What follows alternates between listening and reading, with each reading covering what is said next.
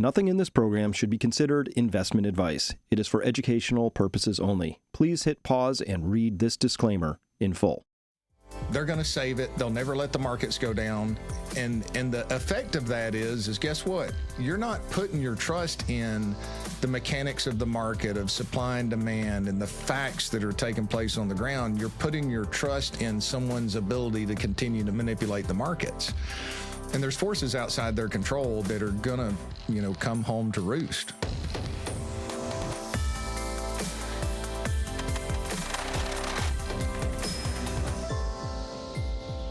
Hello, everyone. Welcome to this Finance U episode. Back with Paul Kiker this week, and about 1 month into the Iran war, and markets don't seem to have really caught up to that yet. We're going to go over some of the data now, but guess what? Inflation is in the pipeline. So, Paul, are you ready for a romping discussion today? I am. And it's April Fool's Day, so we won't pull any jokes on it for sure at all. Nope. But no, I had an April Fool's joke. I'm not going to do it. All right, let's start here. So this just came out in Bloomberg yesterday, today being the 1st of April when this is being recorded. And this is an interview with FGE Nexant ECA chairman Emeritus. And he's talking here about where oil prices could go. And you can see in the ticker right behind him, like, oh, look, Brent's down $1.38. But he says oil may spike to 200. Here's his thinking. He said oil may surge to 150 or 200 a barrel if the near closure of the Strait of Hormuz persists over the next 6 to 8 weeks because of the Iran war. Every week, he says, 100 million barrels of oil is not going through the Strait. And every month, 400 million barrels are not going through. So within a period of time, he said, these losses to the market will be astronomical. It's pretty clear at this point, Paul, that everybody who's been tracking the oil markets knows now that there's somebody has been in there selling it short on the paper side. There were rumors that Japan was going to do that because they found out they could just drive the price down by playing the U.S. paper game, drive the paper price of oil down, and that would help them actually make the price of oil cheaper that they could then secure for themselves. What do you think about this idea that we can just take a physical commodity and wang its price around using paper? Well, when I saw that rumor coming out of Japan, I'm like, why didn't I think of that before? Like, they're experts at financialization of the market and manipulation from that standpoint based on what their central bank has done over the past 20, 30 years. But it reminds me, and I've got the quote here, it's artificial, right? I mean, they can do it for a period of time. And that's one thing if you're juicing the markets and the markets are going up and liquidity is increasing and it's feeding itself. But the problem in doing it with the physical commodities is that's just going to exacerbate the problem down the road. What is it? The Malaysian proverb says that don't think there are no crocodiles because the water is calm. And what they're doing is trying to calm the markets, but then those crocodiles are lurking that are going to come up at some point in the future because you can't replace that demand. You can't replace that fertilizer. You can't replace that supply in the interim period. There's going to be a crunch. You can paper it over, but that's a dishonest market. And I guess the April Fool's joke would be today, hey, we all of a sudden have honest markets because they're not. This outside hand is in there trying to manipulate for short-term benefit, which is just going to be much more painful for those that are paying attention to price, because price is supposed to be, relevant of truth. But when you've got that hidden hand, you're eliminating the ability for the demand to reduce in the interim period to kind of help deal with that price and people to prepare for it. It's just foolish. Yeah, I had this a little later, but I skipped forward. We might as well talk about it now because this is the most important chart you get in business school, economics 101, the PQ chart, price and quantity. And so demand and supply, as we can see here. So this is your demand curve. Here's your supply curve. And where those two things meet, that's going to be where your price is going to settle out. So let's imagine now that demand starts to go higher and higher up this curve. What's happening to price? Well, it's going higher and higher. And additionally, if all of a sudden we got a lot of supply coming into the market, we would see the price coming down. So this is how it's supposed to balance out. We don't have a market clearing price right now, though, for one of the most important commodities. Listen, Paul, I know they've gotten used to like setting, being clever with paper markets for setting currencies, bonds, stocks, gold and silver, all of that. Oil's different.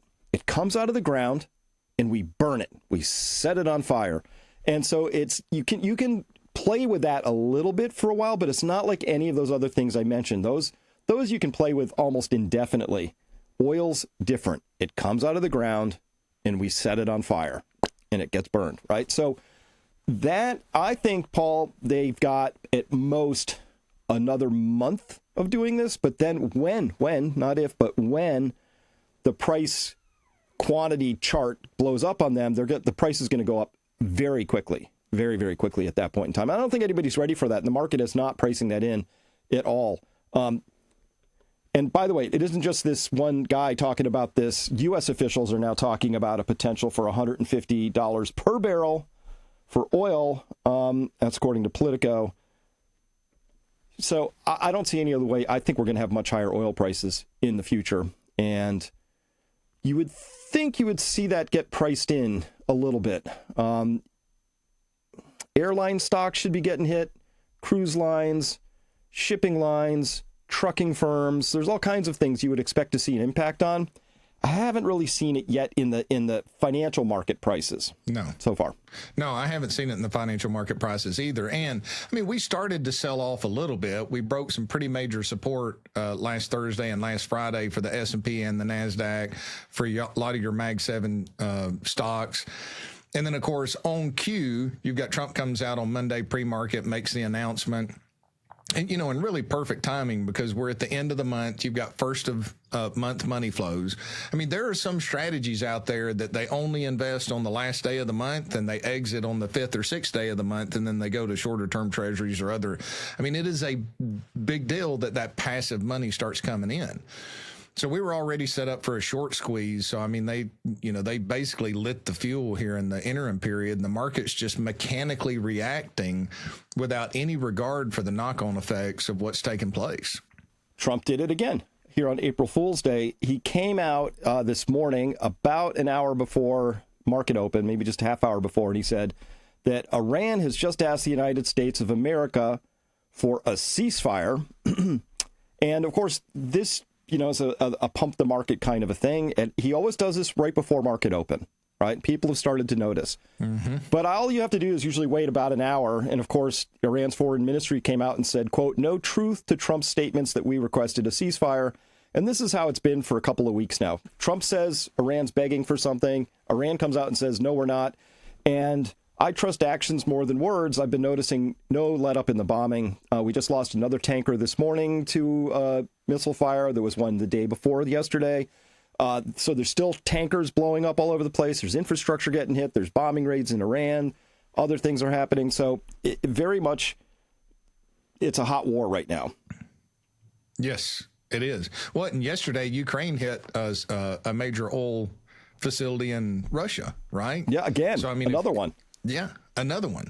So, I mean, there's just these consistent impacts on that infrastructure, and that infrastructure is going to take time to rebuild. I mean, that's not something, it's not like the COVID shutdown where, okay, everybody's staying at home and oil goes negative. I know there were some issues in there in the interim period, but as soon as they open it back up, then all of a sudden it's flowing again. It's getting where it needs to go. This is different because you're losing the infrastructure. And that's what amazes me, that the market's not taking that into consideration at this point, that it's, hey, just headline driven, an excuse to buy. And I think a lot of it has to do with we're at the part of the cycle where it's the most dangerous because investors are fully convinced, like Pavlov's dog. I mean, think about it. Ever since the Great Crisis in 2008, major printing money. And then I remember the Tepper bottom because it was Operation Twist, if I remember. That was around 2011, 2012. Then it was QE1, QE2, QE3. Then they name it something else. It's just consistently injecting capital into the markets. And the majority of the time it happened when you had those technical breakdowns. So the timing was interesting because it's like all of a sudden, any of you that are prudent, any of you that have strategies that are designed to protect your capital, we're going to punish you at the moment that you're supposed to make a decision to, as a fiduciary, to reduce that risk in the portfolio.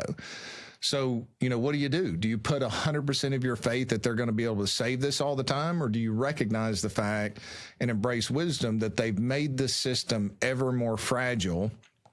And they've also taught the individual who's looking for what they want to see that, hey, they're going to save it. They'll never let the markets go down.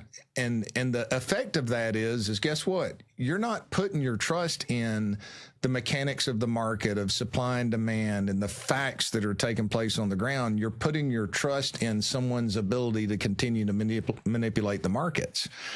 And there's forces outside their control that are going to, come home to roost, right? So I pointed this out before.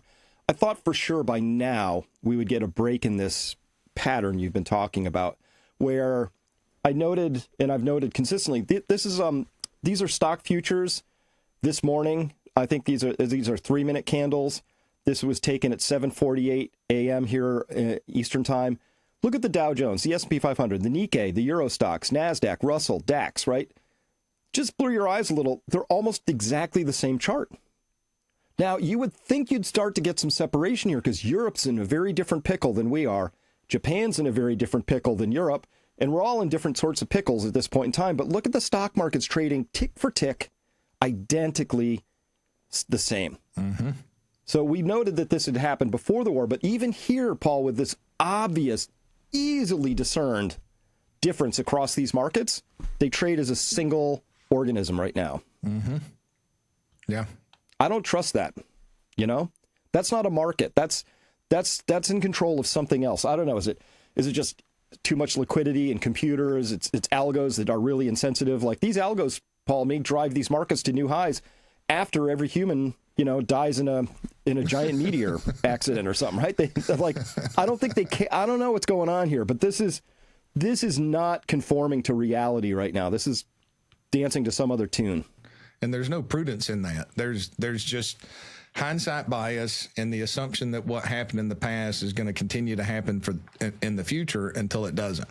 And look, they've kicked this can down the road longer than many very wise individuals anticipated it. But then those individuals have learned to play the game by the rules that are forced upon them. But at the same time, not relaxed in their responsibility to try to educate people and warn people that, look, we don't know when this thing's going to end, but when it ends, it's not going to end well. And for the people who have placed their trust in the wrong place and in that passive stance are going to be damaged severely. They're going to be damaged severely. Because, look, I mean, we've been talking about, I've been encouraging people, hey, use the resources you can, stock up on some food, we were going to not plant a garden this year, decided that, hey, we're going to plant a garden because that's a prudent thing. You can clearly see the knock-on effects that it's probably going to increase food prices relatively dramatically down the road because of the lack of fertilizer coming in. But the problem is when you hide those signals and allow it to gradually move so that the market can anticipate it, and you're trying to stamp that down for political short-term purposes, you're removing the signals to allow people to prepare for themselves individually, and you have a much less resilient society. Somebody asked me, Paul, the other day, do you think are they suppressing the markets just for our benefit, in the sense of like we wouldn't want people getting panicky or something? It's like they're doing it because it's important that the crowds out there, the populace, doesn't, I don't know, get the wrong ideas or become panicky. And I'm like, that would assume that they have a benefit in mind for us. I don't think it's that. I don't think they're doing that so that we have a more calm experience in life. I think they're doing it so that we don't have a chance to prepare for ourselves. If we're blinded by that, and we've been conditioned to believe, well, if things were actually that bad, the markets would be showing it for sure, right? And as I've just demonstrated, the markets show whatever the computers demonstrate at this point in time. So I don't think that they're maintaining these manipulations because they think on balance it's a good thing for everybody. I think it has more to do with this. Did you see this cartoon yet? For people just listening, it's a single panel cartoon. The headline is the next big Iran war announcement. They're at the White House press room, and this woman's looking around the corner saying, "What are we waiting for?" And everybody behind there is on their phone saying, "Everybody has to get their trades in." I did see that, and I literally I laughed out loud at first, and then I just grieved that. There's always some truth in comedy, some bit of truth, and especially in satire. It's amazing. You read the Babylon Bee headlines from time to time. You're like, man, this looks like real news, right? Yeah. But I mean, that's just sad. Like, everybody knows that we know that they're taking advantage of their inside information on this, and that's just sad. It broke my heart when I saw it, quite frankly. Yeah, I have to laugh about it because it's not great. All right, Paul, we're going to take a quick break. When we come back, we have to talk about this inflationary beast that's coming, and boy, it's coming. So be back in just a sec. Markets are facing heightened uncertainty, and thoughtful portfolio management has never been more important. If your current strategy relies solely on passive investing or diversification without active oversight, it may be time to consider a different approach. At Peak Financial Investing, we connect you with experienced wealth managers who actively manage portfolios using disciplined, research-driven strategies designed to adapt to evolving market conditions. Our focus is on helping clients navigate volatility with clarity and confidence.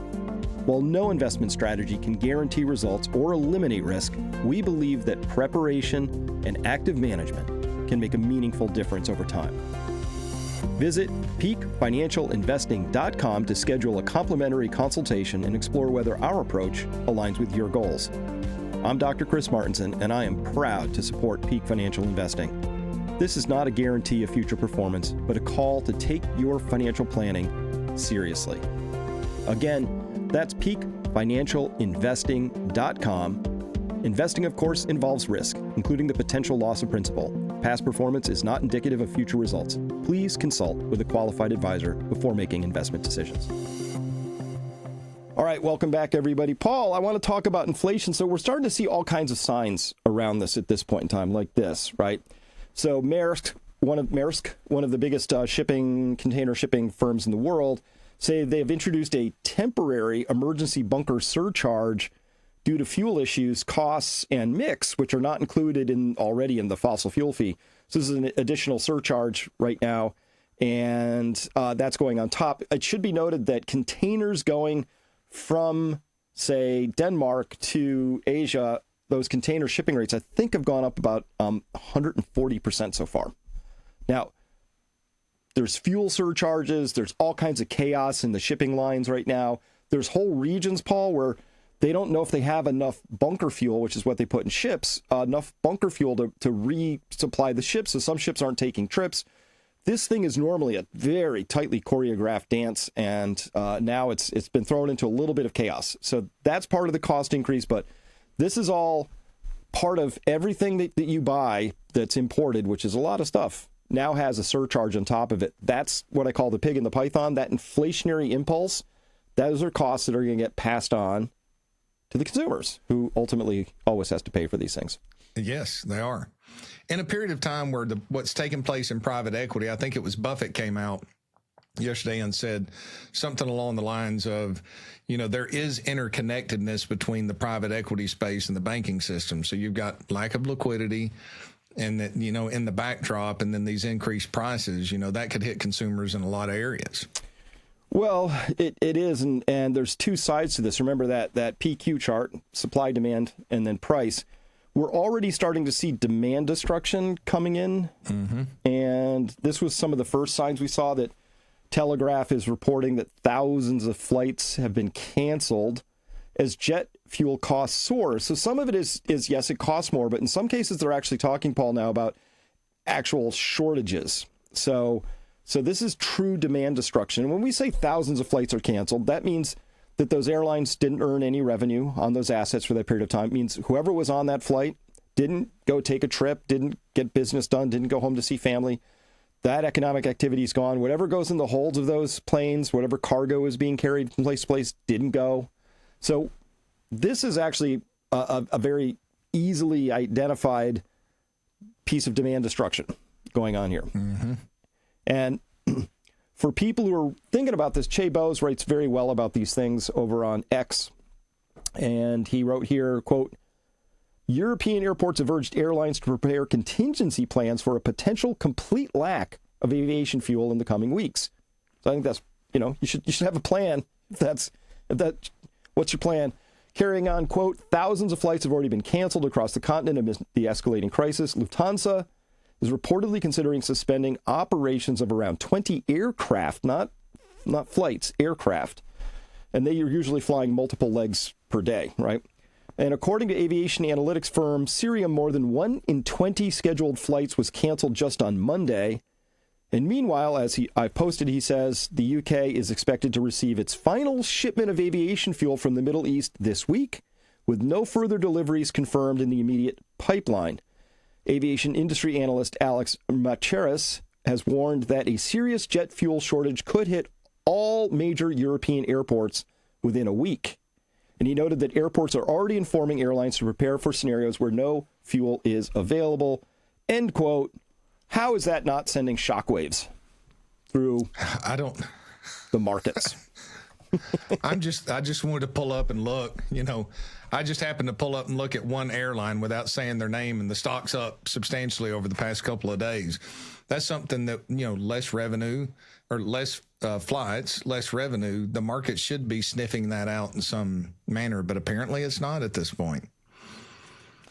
How interesting. So again, we talked about this last time. I have that pre-COVID feeling. Remember February? Markets are just sort of like do, right? Into early March, do, and then whoosh, right? Once the markets caught up. When did the markets stop being intelligent? When did they stop being able to sniff things out? Boy, I wish I could pick up the phone and call Mike Green and ask him that point right now, because he's the indexing master, right? Yep. And I'm sure if I thought hard enough, he has talked about a point where passive takes over. But this is a good example for anybody who's taking a passive investing approach right now. Passive is completely insensitive to any information that you have coming in, right? Any information in the future, because it's looking at the past and assuming that the future is going to be that case. So if you're buying an S&P 500 index fund through your 401k at this point, your monthly contributions are going in depending upon when the company sends them out. Typically, it's going to be on Thursday, first day of the month. Sometimes they do it biweekly. But the reality is, you're going to buy those airlines that are in that S&P 500 index, regardless of the fact that we're being warned that there's going to be shortages in the future, because it is passive. You're buying that entire mix across the S&P 500, whatever percentages goes in there. Of course, larger amount in the cap weighted that goes into the Mag 7 at this point. But I think that's the problem with the market. The intervention. And I hate to say it, but in our industry has moved to a centralization, right? So the big investment firms, they want their financial planners to be salespeople, financial advisors, right? They know very good about how to do calculations, estate planning, all of that, but none of them know anything about the money management model anymore. And your traditional active managers are a disappearing breed because of the intervention in this major bull market that we've been through. And this is just a classic example of the risk associated with passive investing. Is you've got money flow that's buying those regardless. In the good old days, you had active money managers that would get that money in, and they look and say, okay, it's clear that on the path we're on, we're going to have some major issues with these airline stocks. So not only are we not going to buy them, we're going to reduce our exposure in our actively managed portfolio. So I don't know when that threshold crossed, but at this point, it's clear to see that passive money, has no regard, and there's not enough active managers to impact it yet.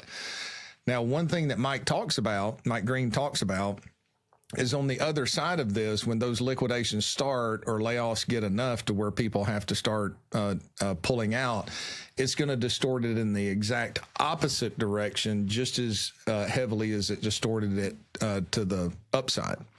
So I don't know when that line crossed. I'm going to do some research on that and find out, because I know he mentioned his theory of when that crossed at some point, but I can't remember exactly when that was. And of course, Wall Street just loves that passive flows, right? Because that's just money coming in, right? It's constant, and then they get to make fees off of that. Maybe they get to front run it.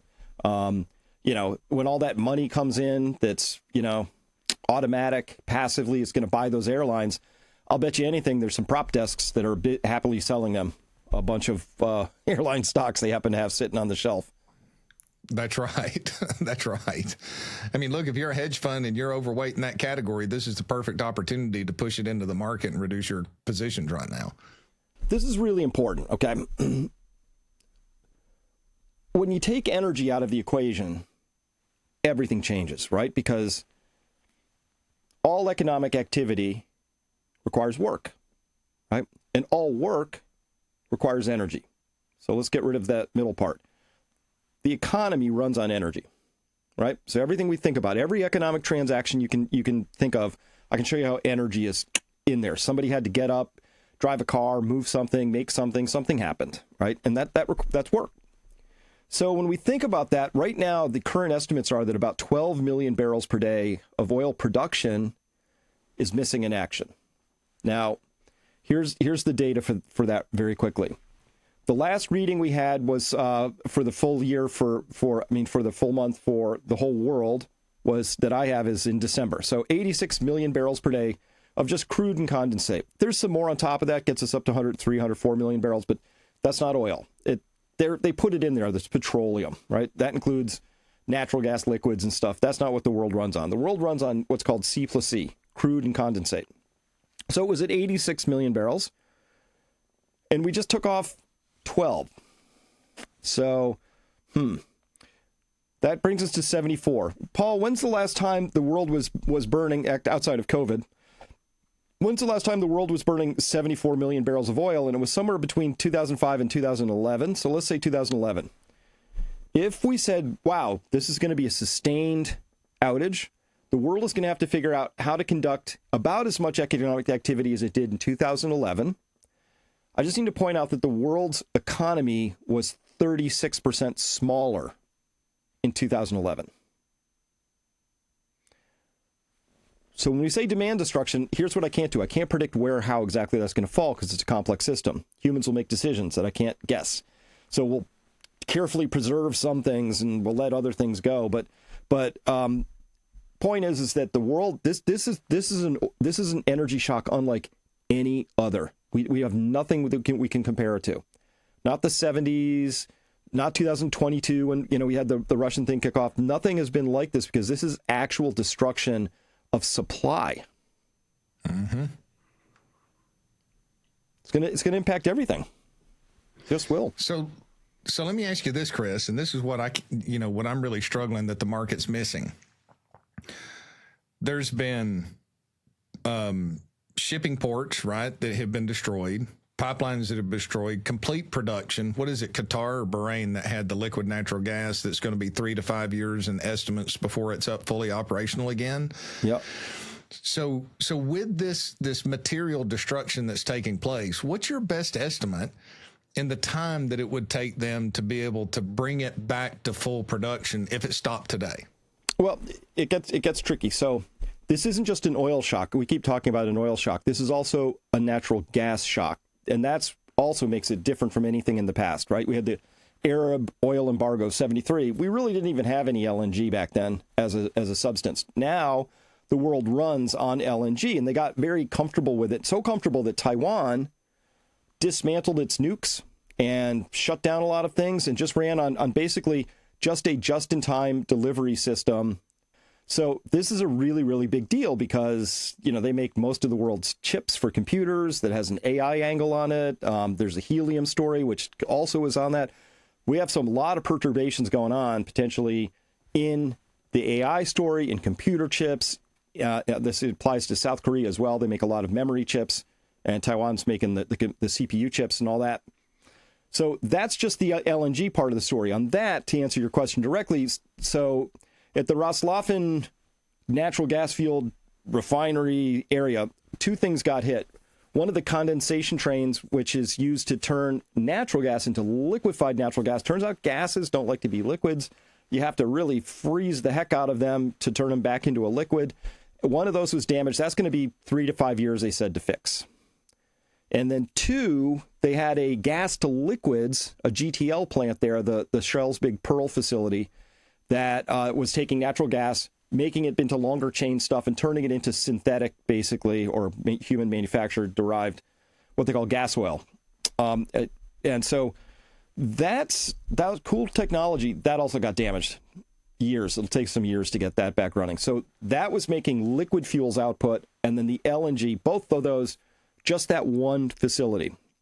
We have a bunch of other facilities that have been hit. Each of them has a repair story. Those are probably the longest, worst repair stories, but even more problematic. So Iraq had to do this first. Iraq had only so much storage tanks, those things where the roofs go up and down, the round things, and they got full, and they had to start turning off their oil production as the associated storage for those oil fields filled up. And so they've had to shut in 3 million barrels a day. It's shut down. Good news, when the Strait opens, they've got a lot of full tanks to sort of push off into ships, but now they're going to have to restart those oil fields. Here's the problem. Doing an emergency shutdown can really mess that field up. They're very delicate structures. They have carefully manage pressures. They're squeezing it like a balloon, from the edges with water that's being injected. And when you stop that process all of a sudden, that just all sorts to start of do whatever it's doing and breaking down and doing things other than you want it to do. So point is that we won't know how much of the production from those fields has been damaged. Could be zero. In some cases, it could be quite significant. It was producing 1 million barrels a day. Now you can't get it past 750 or 800,000, right? We won't know about that until those get turned back on again. But it's very not advisable to take a functioning oil field and just turn it off. It damages the underground geology in many cases and what it's capable of producing. We'll see. Don't know. But it's going to take probably, even if right now peace broke out, durable, believable, go, everybody get busy, I bet we're looking at 2 to 3 months of severe shortages, minimum. Okay. And that ripples through the economy, right? That's my point. It's kind of like, look, you got a car sitting over there and you expect the tires to be completely inflated. This is just a different analogy, right? And you've got something coming at you that you've got to run for your life, but you can't get to that car at this point because of conflict that's taken place. So bottom line is, by the time you get to that car, you might have 3 tires that are full of air, but that one tire that's going to take some time to pump up could be the difference between getting back immediately or not. It seems like the market is anticipating that car is going to be fueled up, ready, tires, pressure complete. They can jump in it and mash the gas and hit 100 miles an hour real quick. That's just not the case, right? No, because the first thing is the oil gets pumped out of the ground and it goes into a storage tank, right? And it's held there. And either it goes straight from there into a refinery because you've got an associated refinery that can start having that as throughput. And then the refinery makes things. And then those things go into different tanks, like it might be jet fuel, it might be diesel, it might be gasoline, whatever they're making. And then that gets loaded on a ship. And then there's this endless supply of ships that are just always on the ocean. So think of that as, they called that floating storage. I think Scott Besant said, there's all this floating storage out there. But once those are all gone, and as we just heard, the last ships that left from the Middle East before the conflict are now arriving at their various ports. And when those are tapped out, they're empty. We have all these empty ships. So that whole floating pipeline has to be refilled before we get back to normalcy. If that makes sense, right? And once a refinery can't, you don't just sort of say, we only have half the oil. Let's just run at half capacity. It doesn't quite work that way. So often it's, for some refinery processes, it's all or none, right? That's one level of complexity. The second level of complexity in this is that every refinery is dialed in for a certain grade of crude. I just hate the way even our own energy secretary talks about oil as if it's one thing, like water. Like there's only one thing, there's one kind of water, right? There isn't. There's dozens, if not hundreds, of different types of crude. And every refinery on the input side is tuned for something. It likes heavy, sour crude because it's got the scrubbers and it uses sulfur. But more to the point, Paul, downstream, that refinery has customers. It has customers for, let's say I'm a Louisiana heavy sour processing. I have sulfur coming out as a byproduct. I have customers for that sulfur. I have a lot of asphalt coming out of that. I got asphalt companies as customers. I got various types of lubricating oils, paraffins, different waxes. I've got all kinds of different grades of oils. I've got this much diesel, this much gasoline, this much jet fuel coming out of every cut run. And I have customers for all of those. I don't just wake up one day and go, I'll just use some of this light, sweet stuff out of the shale patch, because all of a sudden I have to call my customers and say, I don't have asphalt anymore. Sorry, no paraffins, right? It's what people don't realize is there are upwards of 2,000 separate downstream processes that feed off of a given refinery's output. And you don't just change the input feedstock without having to change all the rest of it too, if that makes sense. And this is the most important bottleneck in the entire production chain, right? The Strait of Hormuz, what's taking place and coming out of the Middle East. And theoretically in the U.S., we're sheltered a little bit compared to Asia and Europe. But that bottleneck still ripples. I mean, we still benefit from products that are coming over here from fertilizer, from what they're producing and everything over there. Well, and this complexity is important. And I think people need to know about it because, again, we're almost cartoonishly bad descriptions coming out of this administration about this stuff. Oh, we hardly use any oil from the Strait. We'll be fine is a common refrain, they say. That's completely ignorant of how oil markets work. It's a global market. Even if we took 0% from the Gulf, the fact that any oil is impacted from the Gulf drives up oil prices everywhere, unless we're going to shut down our oil trades. We're going to nationalize our oil product. But then you would have to understand, we don't make enough of the kind of oil we need to run our refineries on. So we import still 6 million plus million barrels a day of the kind of oil we want. And we export about 3.3 million barrels of the stuff we don't want because it's too light. It's not the stuff we want. So it's all a very complicated, very, very complex system that works really well until it gets a disruption. And they also say, Paul, they're like, oh, it's 20% of world production, a temporary blip. Not accurate. I don't care. Like if there's a small country somewhere that produces 1 million barrels and consumes 1 million barrels a day, doesn't impact it. Who cares? What matters is that out of 180 countries, about 160 of them are oil importing nations. So what we care about is exportable oil. That's what the world lives on. Every one of those 160 countries needs exportable oil. 35% of the world's exportable oil is what flowed through the Strait of Hormuz on a daily basis. It's much bigger than people are. It's about 20%. No, it's more than a third. And we're seeing that already. We've heard that Thailand, half their fishing fleet is shut down. Singapore, they're telling people to work from home. We're already starting to see the impacts of this ripple out across the afflicted areas. That's amazing to me. So, and great explanation. And as you're talking, the only thing that I can think of is, yes, this is going to be ridiculously inflationary in the things that we need, but it's probably going to be deflationary in the things that we want. And that may cause short-term deflation and kind of downside moves in the market. Because you go back to 2008 when oil jumped, completely different circumstance, but that increased price caused demand destruction. People just couldn't afford to travel. They couldn't afford to buy the things that they did. Those just-in-time, that just-in-time cash flow, I tell people all the time, and this is common knowledge for those that are in business, a really profitable business can fail because of lack of cash flow or poor cash flow management. Well, everything's just in time now. So you got private credit that's having problems. And if customers can't afford to travel, that's less revenue for restaurants around the country, less revenue in other areas, which could cause some deflationary impact and reduction in earnings because of that cost push inflation, which is very similar to what happened with the price surge of inflation in 1973. You had a market that went from ridiculously overvalued to ridiculously undervalued, even though corporate earnings went up because of the inflationary pressures.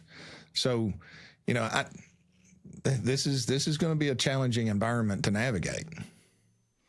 Well, it sure will. And I'm trying to find the chart right now. Give me one more second, because, yes, a lot of emphasis on the oil, rightly so. Super important. Also in the natural gas. Very important. I put out so much content on this over the past week, Paul, I'm having trouble remembering where I stashed it. You put out some great content, and thank you for that. Found it. So it was in the most recent Fat Pipe subscription service for my followers. This is what I do, Paul. I really like to get into the details and understand these things.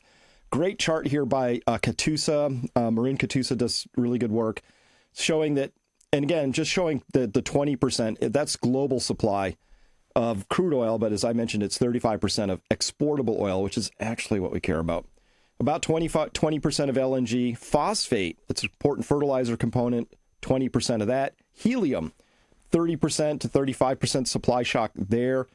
Big deal, because helium is needed for all kinds of things, from MRIs to running labs, have gas chromatographs. It's an amazing number of scientific and high-tech applications require helium to operate. And the reason for that is either for its super cold capability, when you freeze it down, liquefy it, you get some super cold temperatures. That allows you to freeze things down, which is important for some things like MRIs. Or it's an inert gas that you're now flooding an environment with, so there's no oxygen, because oxygen can mess up, your chips and things. So there's that. Ammonia, 30%. That's an important fertilizer input. 45% of sulfur, 50% of urea being an important nitrogenous component of the fertilizer trio, NPK. And then left off of this chart also aluminum. Some real big hits to aluminum over there as well. These are global supply shocks. Paul, any one of these red bars is its own little crisis or big crisis. Yeah. What do you do when you have 7? And if I had aluminum, I would have 8 red bars we have to deal with here, and possibly some other ones that I've left off here. And that's something that you have done a phenomenal job warning people, to give them the information to where they hopefully have a strategy where they can make the adaptations as it needs to be made, right? But all I can think about is you look at food costs. I mean, that's something that's been a common conversation around every dinner table or restaurant. You go out and people are just amazed at how expensive the cost of food is. That's a common theme, at least in our area. And then this is going to add on top of that, because we're in the planting season right now, right? You can't make up for that. So I don't know how big a difference that's going to make in the harvest, but that's assuming that you don't get any weather patterns that reduces the harvest or anything else that's caused in there. At a minimum, your transport cost, if it is good, is going to continue to be high because of the knock-on effects. But what happens if you get 40% or 30% or 20% less harvest going into the fall? That's a dramatic increase in the cost of living for the average individual that's really already struggling with credit card rates going up, default rates on just about everything going up across the board. That's just added pressure to an already stressed system. Now, it's kind of interesting. Like here in the U.S., there's almost no conversation about this. I'm not aware of the ag secretary coming out and warning people or doing anything. But over in Europe, the G7s got together and they're very alarmed because the farmers communicate more clearly, I guess, with their politicians. And they're alarmed because farmers either can't afford it, can't get access to it, don't have it. They don't know what they're going to do. The Netherlands has this enormous, I think it's the number one food exporter by dollar value because it's all coated in greenhouses. So they're putting out some pretty high value strawberries and tomatoes and, high value fruits and vegetables. But those greenhouses run on natural gas to heat them, create the carbon dioxide that they use to pump in there, all kinds of stuff. So at a minimum, with natural gas over there now having doubled since this crisis began, probably going higher, unless I miss my mark on this, then we're going to see very, very high food inflation again, just like we saw in 2020-21. Same thing, same dynamic, just driven this time a little bit more broadly because it's both on the input side for fertilizers as well as all the processing and growing costs that go with natural gas. It's a big deal. They're talking about it, at least. They're kind of alarmed, to be honest. They're talking about it. At least they're talking about it. That's far better than what's taking place in the United States, because it's all rah-rah-ree, everything's great, and don't be a panicking, which there are times that is, don't let emotions make your decisions. That's why I have that back there, invest your plan, not your emotions. But there are times that you have to at least capture those emotions and feel them so that you can make those prudent decisions with urgency. So everybody needs to get ready for that. Paul, when we come back, I want to talk about, it looks like for some reason, foreigners are stepping away from U.S. Treasuries, and I think we should take a look at that.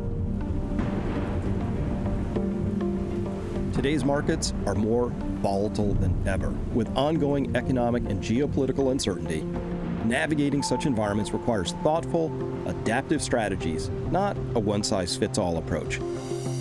At Peak Financial Investing, our registered investment advisory firm connects clients with experienced wealth managers who focus on active portfolio management. These professionals use evidence-based strategies designed to respond to changing conditions, not outdated formulas, but customized approaches grounded in research, discipline, and risk awareness. We believe in open, informed conversations, including discussing tools like precious metals and diversification as part of a broader financial strategy. Every investor situation is unique, and our advisors tailor their guidance accordingly. Visit peakfinancialinvesting.com today to schedule your free consultation and explore how proactive management can support your financial goals. I'm Dr. Chris Martinson, proud to work with Peak Financial Investing, and my support reflects my professional views.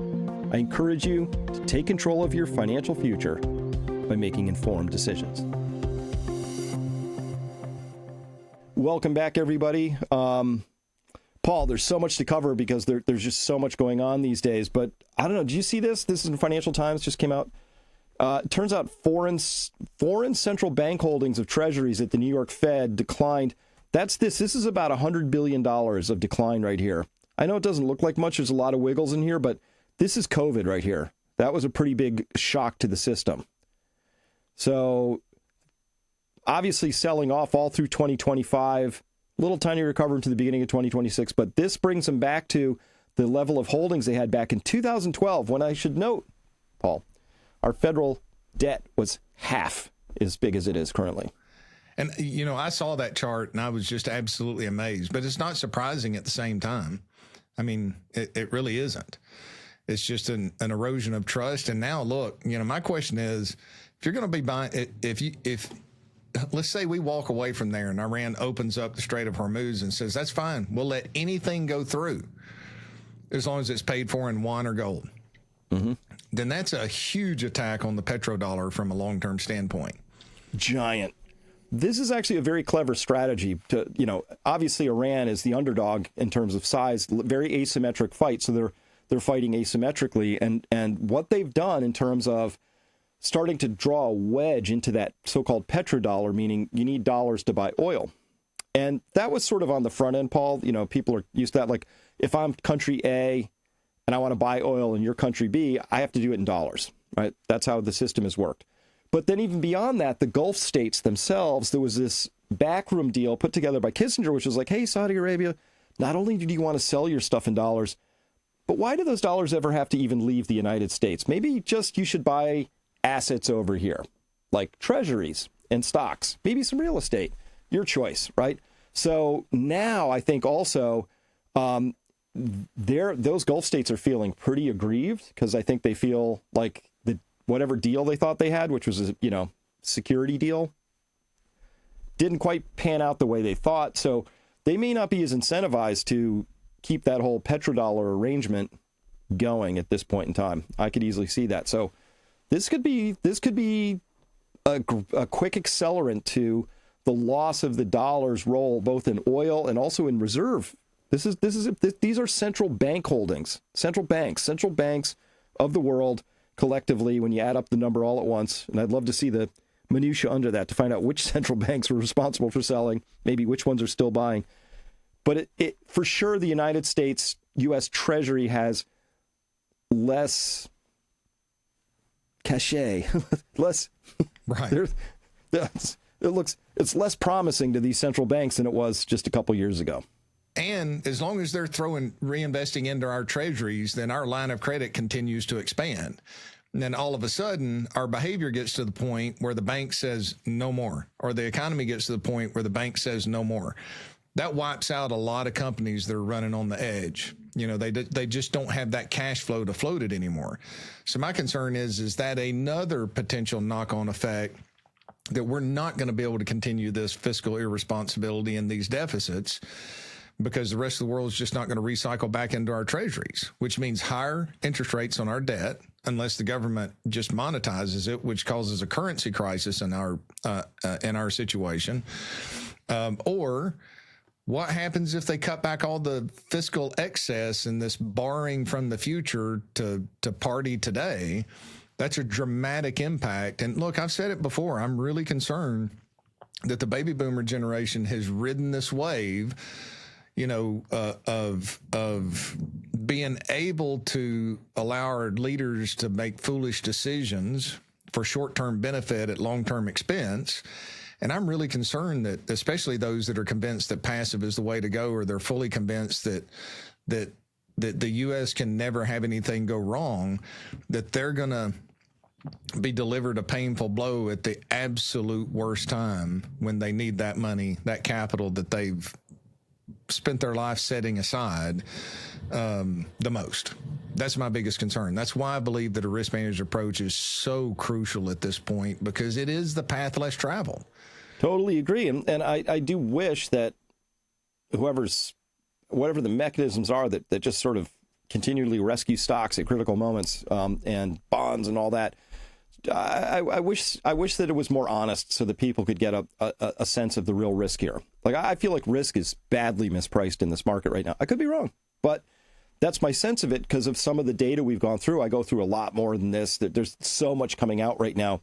But again, Paul, we have 8 red bars, any one of which is like a giant crisis. And that should be sending signals out there, right? It just ought to be sending signals out there. And I'm scouring. The only thing I can find is, some of the oil majors started to march up pretty decisively at the beginning of January for reasons that were unclear to me, but now maybe they're more clear what they were sniffing out there.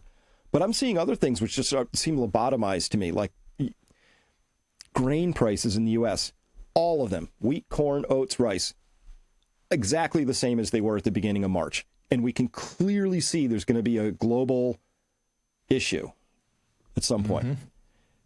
Yeah. What am I supposed to take from that dead flat pricing? The U.S. is going to not sell grain to the rest of the world, so we'll have plenty? I don't get it. I don't understand what's happening there. But normally, let me tell you a quick story. So Chernobyl happens. I was reading this great account of it. And within 10 minutes of sort of like the first alert coming out, potato futures in Poland took off like you wouldn't believe. And they chased that story down, this reporter, and they found that there was some guy who's really dialed in, and he found out that radiation, something had happened. He looked at the weather patterns, saw that it was going to go over the potato growing regions, quickly figured out that this was probably going to impact, we're going to not eat those potatoes. Potatoes are going to go up in price. That's how a market works. Information gets processed so fast you can't even believe it. Yes. That's how it used to work. Now I'm watching some takes months for the market to sort of catch on to something now. I don't get it anymore. It's a weird place. Well, that was a period of time where the market was all-knowing and the market was smart, and the participants together were making decisions in little nodes around the world, and it reacted to that. But when you've got a passive environment, nobody's looking into the future, right? Nobody's looking into the future. It's just like, hey, I'm going to do this because it's worked in my short period of time looking in the rearview mirror. And my experience, that's the problem. And that's why I get so upset that our schools do not focus on history. Learn, so that we can learn from the mistakes of the past, because cycles are a real thing. And these cycles last for generations sometimes, right? I mean, think about, especially the baby boomers, a lot of the listeners that are out there can remember how their parents were abhorred debt, right? because my grandfather's generation came through the Great Depression. They understood how painful debt is when the economy has a deflationary cycle. So they, and I can't tell you how many times even my uncle's talking about it. He's like, if my grandfather, dad had been a little bit more aggressive, he could have accumulated more wealth, but he refused to go get himself extended into debt. Business debt was one thing, but not personal debt. Now we've got a whole generation that their entire experience has been nothing but asset prices increasing. Well, yeah, you paid 17% on your mortgage back in the early 1980s, but the reality is we had the wind at our sails during that period of time, and as interest rates came down, house prices went up because people could make more payments and more payments. Now, apparently in the rearview mirror, we've seen the bottom of that interest rate cycle, so the question is, what's it going to be like in the future as that reverse takes place? And there's a lot of lessons in history. And I don't think you're wrong. I mean, just the mathematics you look at, this market is not taking into consideration the risks that are out there. It is ridiculously overvalued from history. And there's not been a time where the general valuation in the S&P 500 has been this expensive in history that we've actually had positive returns over the following 10 years. But I think the problem is we're so short-term in our gratification today that people assume because it's not happening the moment that they hear the news that it's not coming. And that's not reality. The seeds of the trouble in the future are being sowed and fertilized with what's taking place in the Middle East right now. It's just going to take some time to produce that fruit, and that fruit's not going to be good. Right. Well, remember I showed you like the German stock market ticking up with ours just merrily, showed all those combined charts. This also just came out day before yesterday in Bloomberg. And it's pointing out that the headline is pressure mounts on Europe diesel supply as tankers turn away. And it turns out that you track these tankers that left here from the Gulf Coast in the U.S., came and they were heading up and they were turned Florida and they were merrily heading towards Europe. Oh, no, they all went the other way. So Europe got outbid for diesel, right? Diesel is how Europe operates. Every one of those tankers represents now more supply shock, less economic activity. It ought to have some sort of impact, you would think, on how people perceived equity shares over there. But nope, they're trading tick for tick currently with U.S. shares for some reason, So I guess I'm a little bit salty about it, Paul. Markets used to be my early warning system. So I'm an information scout, over at Peak Prosperity. And so I always had there's certain things that I have running as charts over on the side and if something happens there instantly, I now go searching for the news because I know something's up, right? So if insurance companies start tanking, or if it's financials start tanking, or somebody's really, I see Exxon's, or some other energy shares skyrocketing, like it tells me something.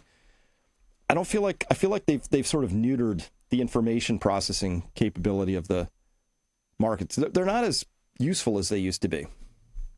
No, they're not, but only in the sectors that benefit them, or in the way that it benefits them, right? Like when energy starts moving, the question is, why all of a sudden? Well, we come to find out that there were obviously people on the inside who knew and were positioning themselves to profit from that. But if you allow oil prices to go higher from here, that's not necessarily good for their political career or their polling numbers and the knock-on effects that can happen from private equity that's already in the midst of a crisis from everything that you can see taking place around the edges. So there is signal when people move for their own benefit, but there's not honest signal for the overall market where individuals can protect themselves and make adaptations. Well, I just think this is really important time for people to pay attention, understand what the data actually is telling you out there right now. Make your own interpretations around that. I just can't trust what anybody tells me at this point, because information is the new battlefield, right? Yeah. So yeah. X, or formerly Twitter, it's an information battlefield right now. Got to be very careful about who you listen to, and even good people sometimes pass along what turns out to be AI-generated junk. Mainstream news, same thing. They've got a point of view. They've got some products they're selling, mostly points of view, which is their products.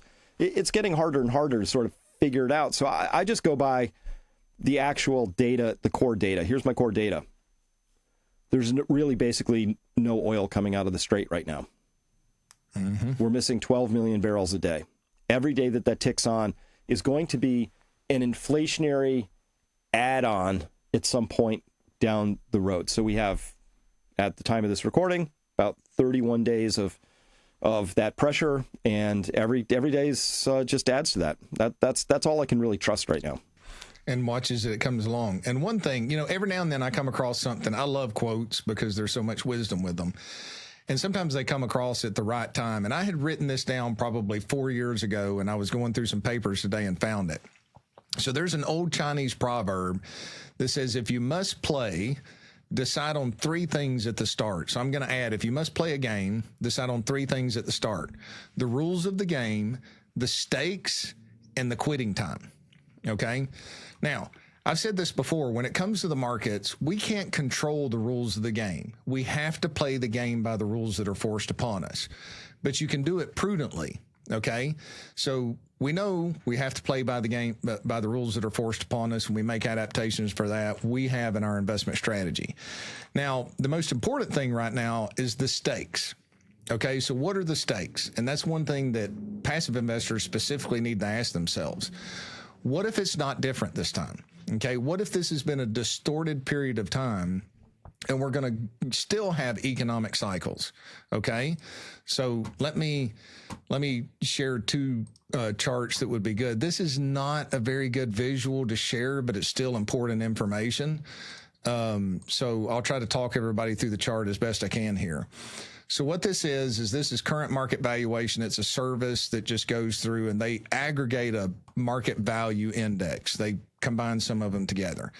So what we're looking at right now is of March 27th, we're currently overvalued, right? Like that's running a red line. That means you're priced for, you're pegged, you're priced for perfection. Okay. Now down here, and I can't take my mouse and put it over on the right-hand side, is the aggregate market value index model going back through history. That goes all the way back to, that's right behind my camera there. So what, 1950 or 1960 or so, 1962 is where it starts. Now, one thing we can notice is at the top, that's +2 standard deviations. So that's strongly overvalued. What you notice here is if I come down, that was close to May 31st of the year 2000. Okay, that's pretty close to that top. On the left-hand side, which if I move my mouse to, I'll lose it. That was May 31st of the year 2000. Your actual 10-year S&P 500 subsequent return was a 23% loss. Now, in the midst of that, you had a 47% decline in the S&P from 2000 to 2003. You get back to even in 2008, and then you have a 57, I think, top to bottom. But the actual return for 10 years was negative 23%. Okay, so that was actual history. Now, let's go back here and let's look at the 1968. Okay, so in history, right, mathematics, there's people that argue that valuations are going to stay higher now. Okay, maybe they are. But in 1968, we hit this overvalued, not strongly overvalued. On the left-hand side, if I move my mouse, you'll lose it. December 31st, 1968, the actual 10-year return from there was a negative 7% return in the S&P. Now, this is where we have been. We set the all-time high here recently in the past year, and I can't move my mouse small enough to hit it, and we're just barely off that top with a little bit of the market selling off. Okay, so, my point is, this is the riskiest time for the markets, and everything is not firing on all cylinders. So the question you have to ask yourself is, what are the stakes? Okay, we know from where we were in the past, the stakes were negative 23% return over the following year. In 1968, we weren't this expensive. You had negative returns for 10 years.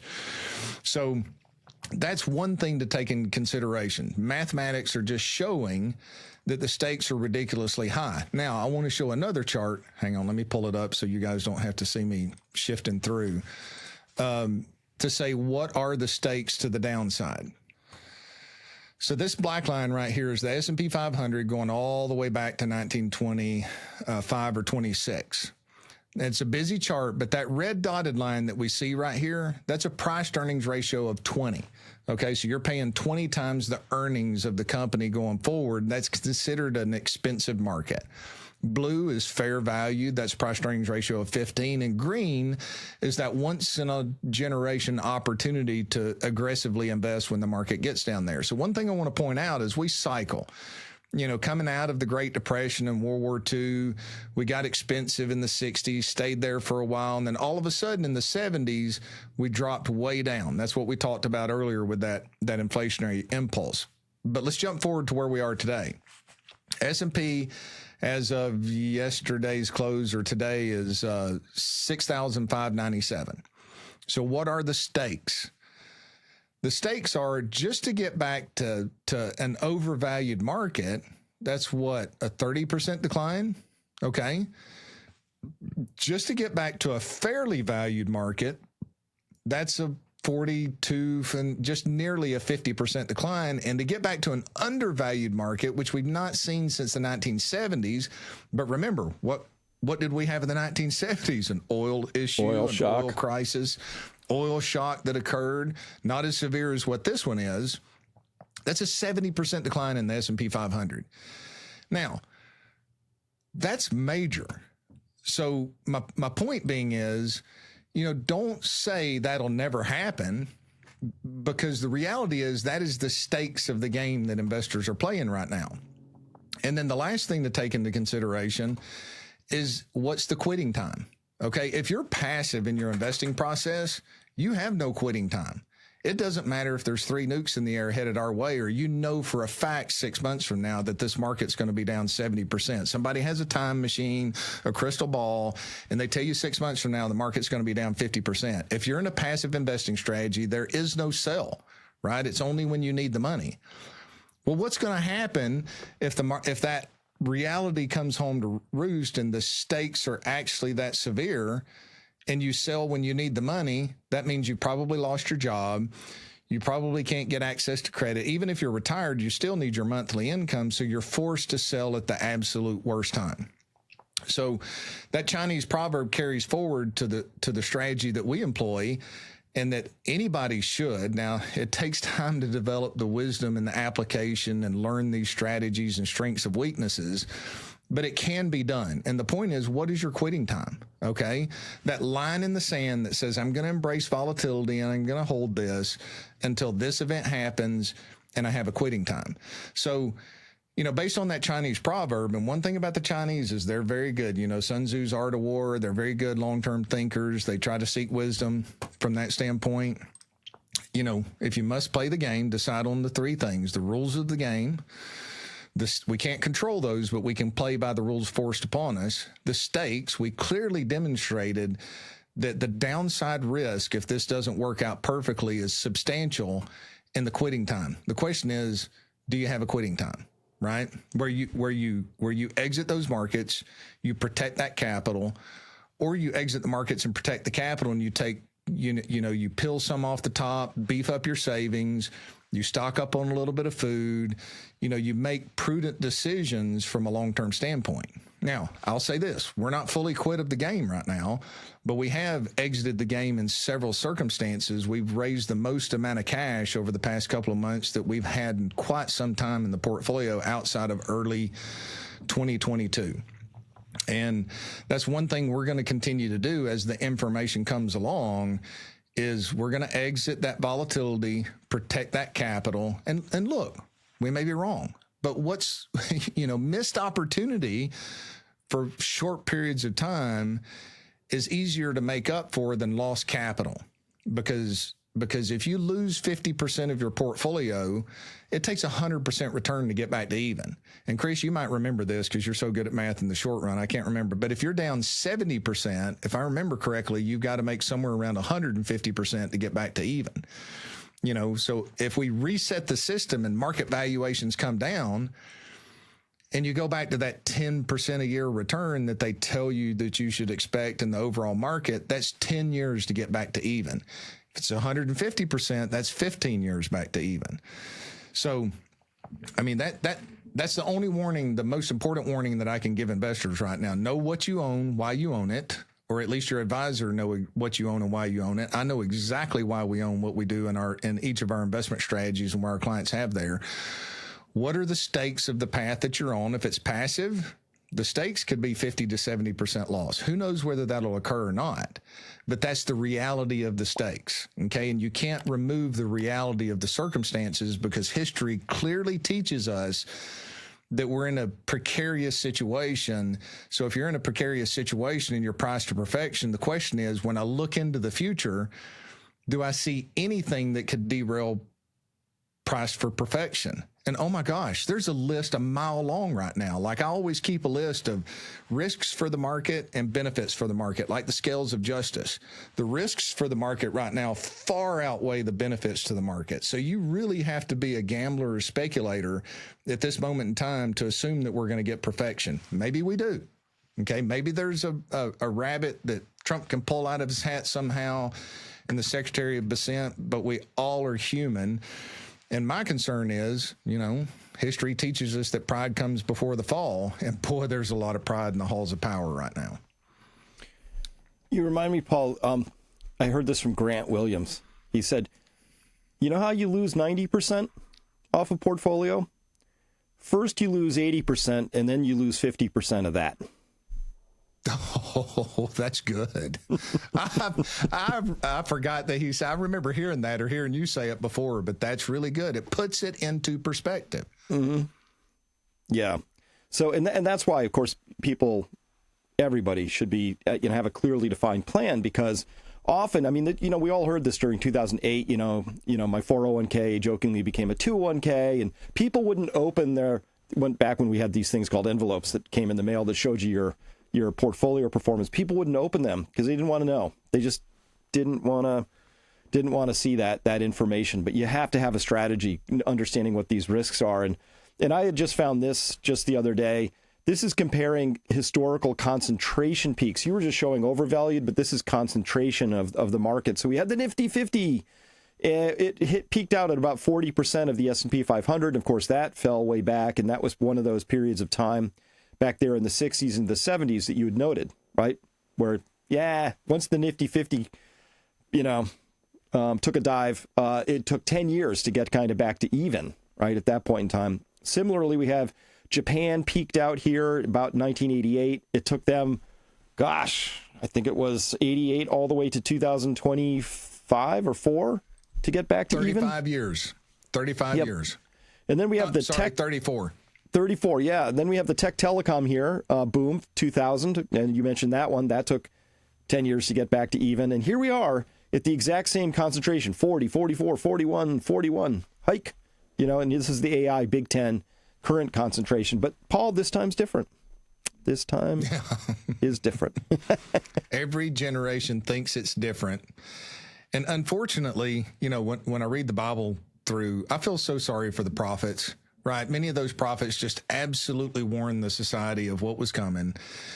And a lot of them didn't see the full fruition in their lifetime.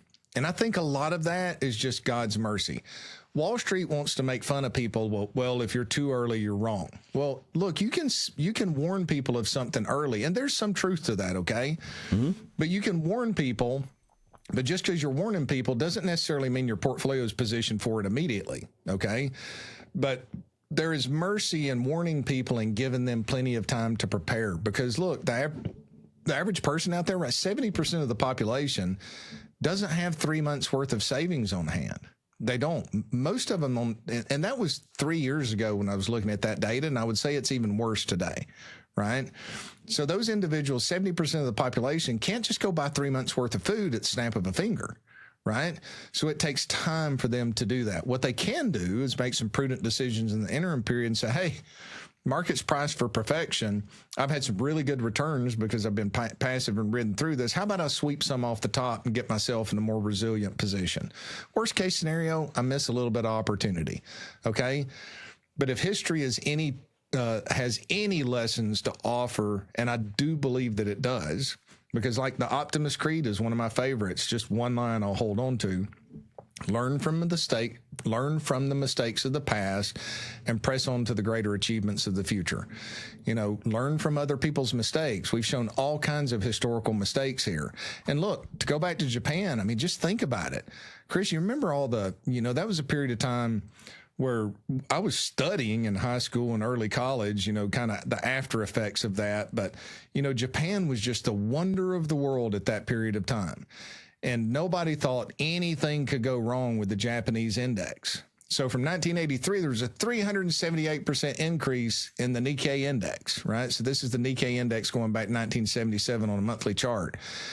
And then it cratered, and then it cratered. But look, you had that first big sell-off, and then there's your dip buyers. They didn't know anything else, so they piled in. It rallied, made them feel good, and then it collapsed, and then they piled in, and then it rallied, and then, it bounces around. Then you get that final big collapse into 2003, a little bit of hope, and then you retest that bottom there. And then, of course, 34 years later, before you get even. It's not outside the realm of possibility that happens to the U.S. markets, because China's the manufacturing powerhouse. Asia, there's a lot of wealth in other countries. They don't have the debt level that we do. They could initiate the game of accumulating their debt and buy, create a cycle over there.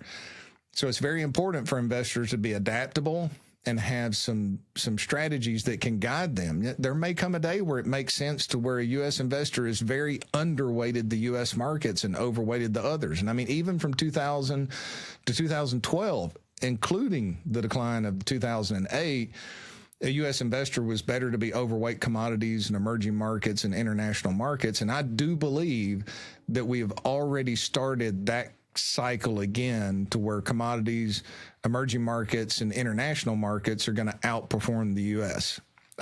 Hindsight will tell us for sure, but all the data is telling me that's where the opportunity is over the next 7 to 10 years, not necessarily the U.S. markets.